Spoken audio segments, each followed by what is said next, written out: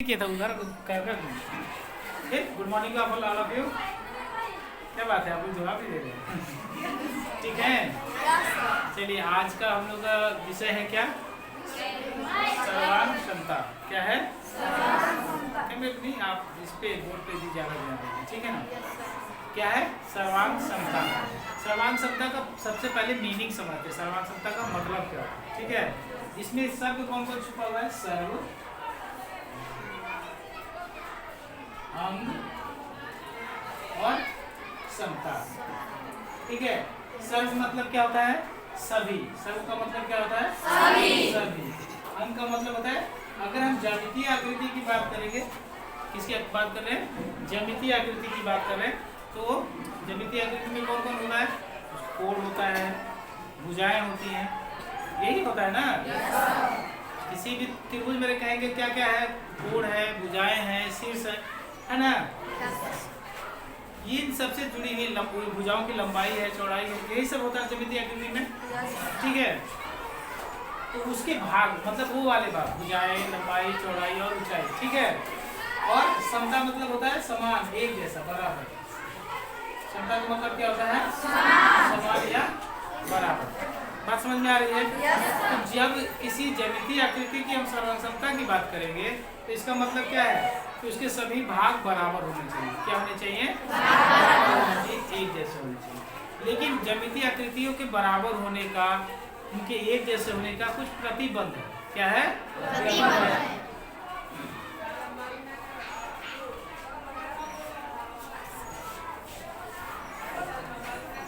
प्रतिबंध या इसको कसौटी भी कहते हैं। क्या कहते हैं? कसौटी। कसौटी का मतलब क्या है या प्रतिबंध का मतलब क्या है?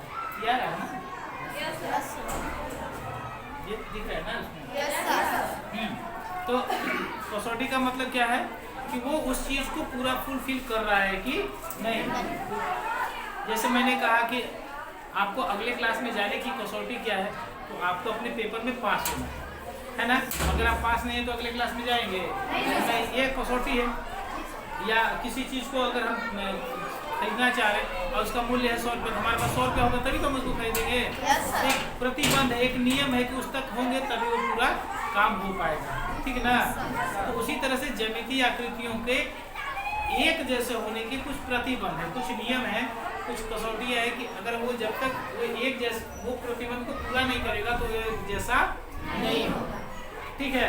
तो अलग अलग आकृतियों के बारे में हम लोग अलग अलग देखेंगे कि क्या क्या प्रतिबंध है, ठीक ना। सबसे पहले जो ज्यामितीय आकृति है वो है रेखा। क्या है? रेखा। पहली आकृति क्या है? रेखा। रेखा किसको कहते हैं?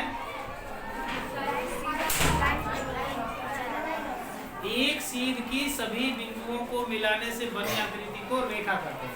और ये कहां से कहां तक शुरू होती है? अनंत से शुरू होकर अनंत तक जाती है। ध्यान से सुनो, रेखा क्या है? एक सीध की सभी बिंदुओं को मिला, जैसे एक सीध में है ना, इसके सीध में ये, इसके सामने ये, इसके सामने इसके सामने, इस तरह से सबको मिला दिए तो ये कहाँ तक जाएगा? अनंत तक। इधर भी कहाँ जाएगा? अनंत तक। तो ये क्या कहलाएगा? रेखा। तो दो रेखाएं हमेशा सर्वांगसम होती है। दो रेखाएं हमेशा सर्वांगसम होती है, मतलब ये भी अनंत तक गया, ये भी अनंत तक गया, तो दोनों को ऊपर रखेंगे तो दोनों अनंत तक जाएगा ना। तो उसको सर्वांगसमता के लिए कोई अलग से प्रतिबंध की आवश्यकता नहीं है। प्रतिबंध की आवश्यकता किसकी पड़ती है? रेखा। किसको? रेखाखंडों की सर्वांगसमता।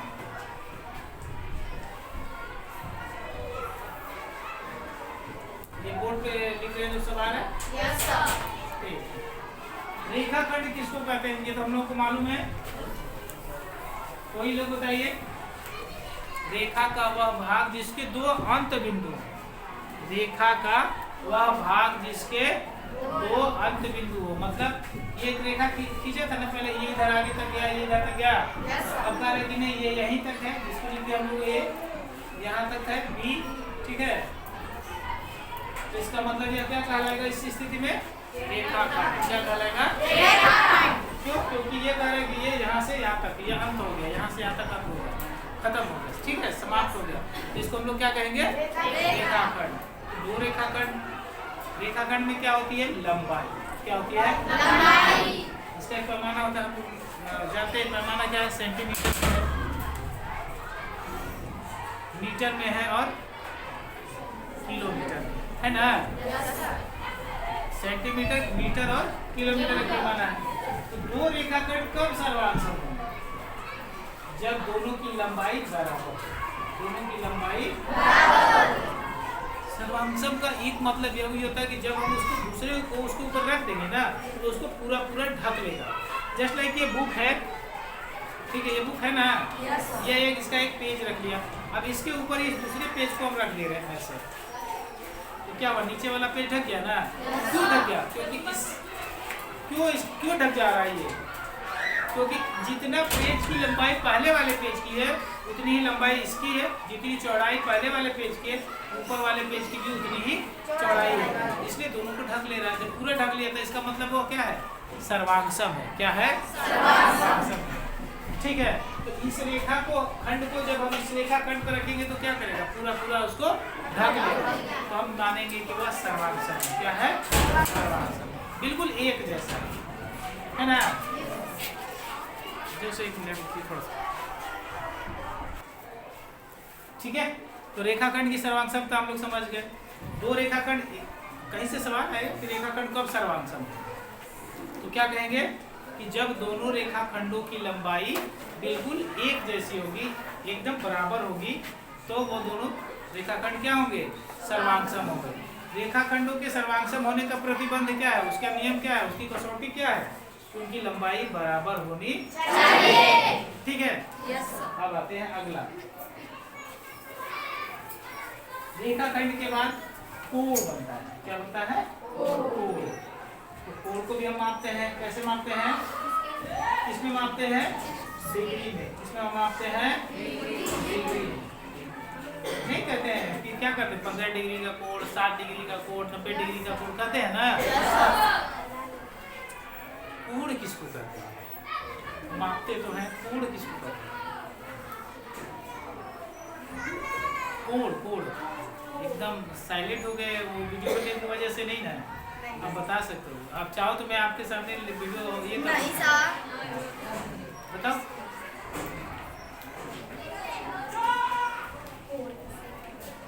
अब सुनो, जब एक ही आद्य बिंदु से, आद्य का मतलब जहां से शुरुआत होती है, एक ही आद्य बिंदु से दो किरणें निकलती है, दो किरणें है ना, निकलने वाली दो किरणों से बनी आकृति को कोण कहते हैं।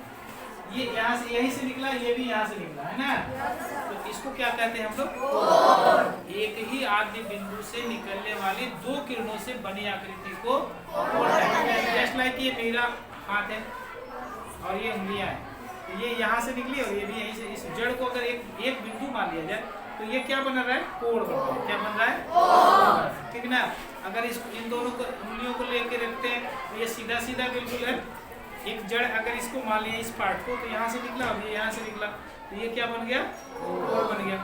आपके सामने ये जो स्टैंड लगा हुआ उसमें भी कोण बन रहा है कि नहीं बन रहा है, बन रहा है, बिल्कुल बन रहा है।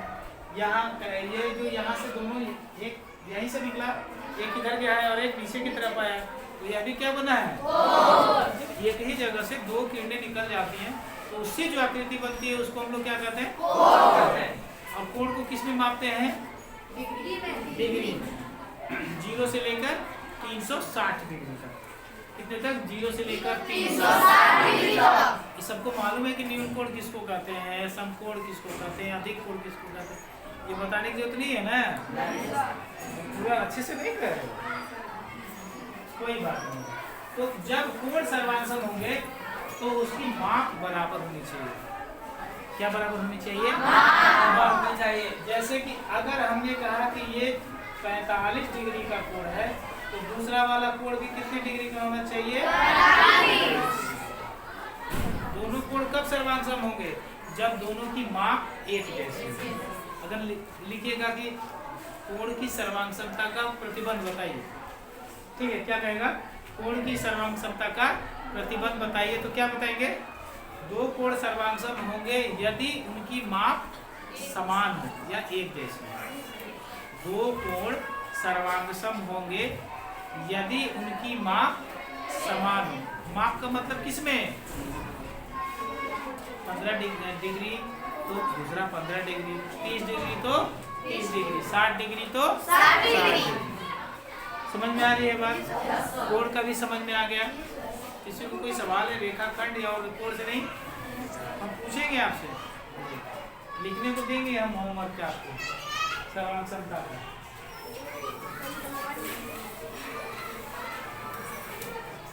कोण की बात अगली आकृति आती है वर्ग। क्या है? वर्ग। ठीक है, वर्ग किसको कहते हैं? स्क्वायर या वर्ग।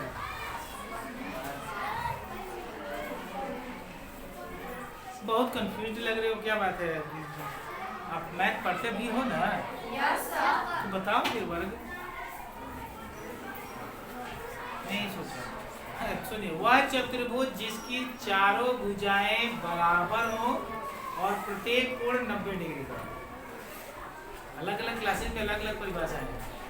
वह चतुर्भुज जिसकी चारों भुजाएं बराबर हो और प्रत्येक कोण 90 डिग्री का। ये तो एक उसी तरह से है, लेकिन ये आयत है। ये क्या है? आयत। एक चतुर्भुज है, ठीक है, और जिसकी चारों भुजाएं क्या है? बराबर लिया गया कि ये चारों भुजाएं क्या है? एकदम बराबर। और सभी कोण कितने डिग्री के हैं? 90 डिग्री। तो हम इसको क्या कहेंगे? क्या कहेंगे? किसी कोई सवाल पूछना है वर्ग से? नहीं सर। वर्ग किसको कहते हैं?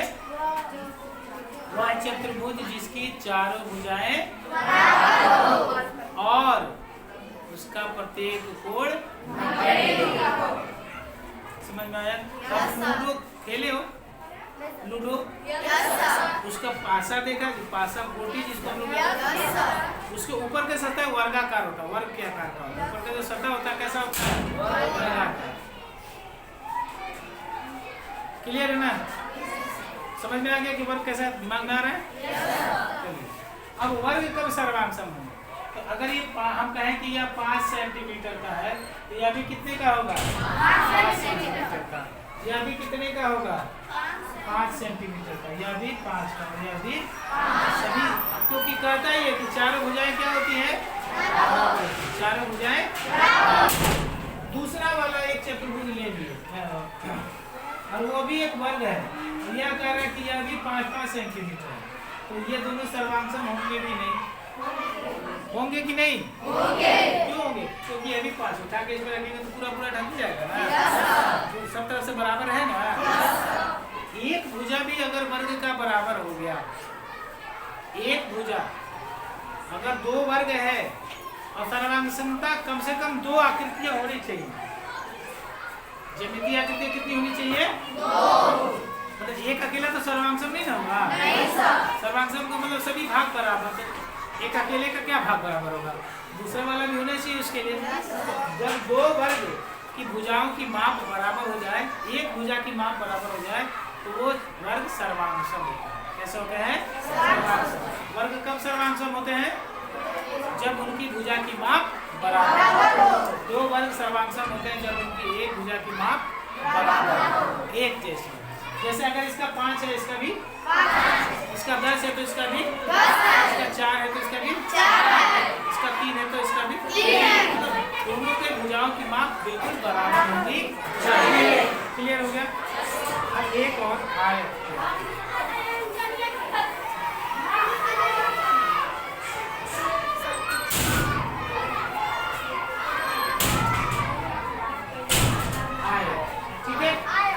आयत किसको कहते हैं? कभी एक उदाहरण बताया है कि सामने आपके दिख ही रहा है, वो मोबाइल भी है ना, किताब का है, कॉपी है, ये सब आयत है। ऊपर वाला सत्ता जो है आयत है। तो बताइए आयत की परिभाषा। वह चतुर्भुज जिसके आमने सामने की भुजाएं या सम्मुख भुजाएं। कौन सी भुजाएं? सम्मुख का मतलब आमने सामने, है ना। सम्मुख भुजाएं बराबर हो। कौन बराबर हो? सम्मुख भुजाएं बराबर। जैसे ये ब्लैक बोर्ड है, ये भुजा इसके बराबर है, ये वाली भुजा इसके बराबर है ना। ये कौन सी आकृति है? आयत। आयताकार आकृति है। कौन सी आकृति है? अब जैसे इस बुक की देखिए, ये बिल्कुल इसके और इसके बराबर है। ये इसके बराबर है, तो ये ऊपर वाला शतक कौन सी आकृति है?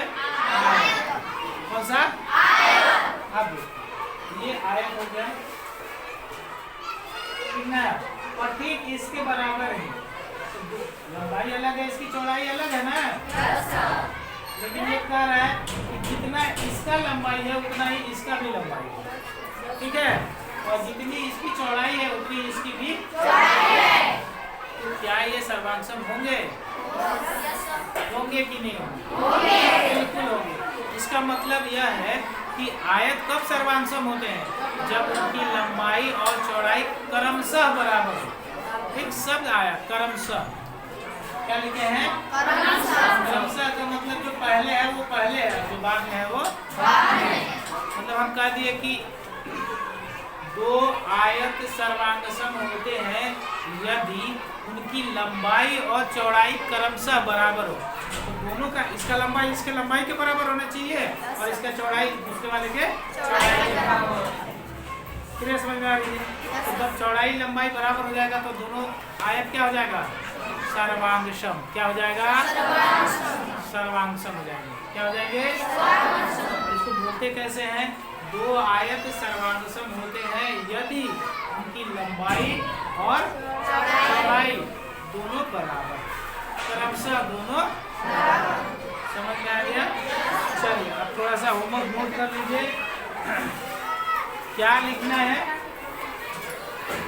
सबका प्रतिबंध लिखना है। जैसे मैंने बताया है दो रेखाखंड सर्वांगसम होते हैं यदि उनकी लंबाई बराबर हो। तो आपको लिखना है कि रेखाखंड कब सर्वांगसम होंगे।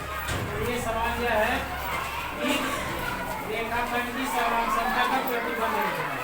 कौन सा प्रतिबंध लिखना है?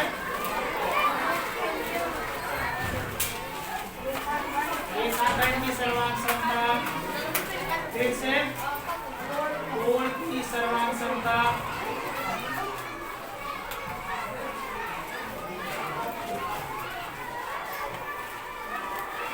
फिर से वर्ग की सर्वांगसमता,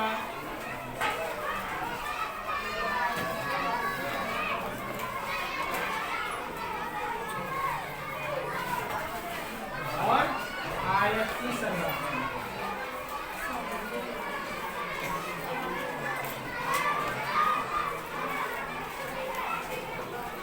ठीक है, इन चारों के बारे में आप लिखिए, कसौटी को रखिएगा कि कब रेखाखंड सर्वांगसम होंगे, कब दो कोण सर्वांगसम होंगे और कब दो वर्ग सर्वांगसम होंगे और आयत दो जो रहेंगे वो कब सर्वांगसम होंगे। ठीक है, क्लियर है? होमवर्क समझ में आ गया? हाँ, वीडियो को अच्छे से देखिए, फिर दोबारा देखिए, समझिए। पसंद आए तो लाइक कीजिए, कमेंट कीजिए और शेयर कीजिए। Thank you. सर ये बोल रही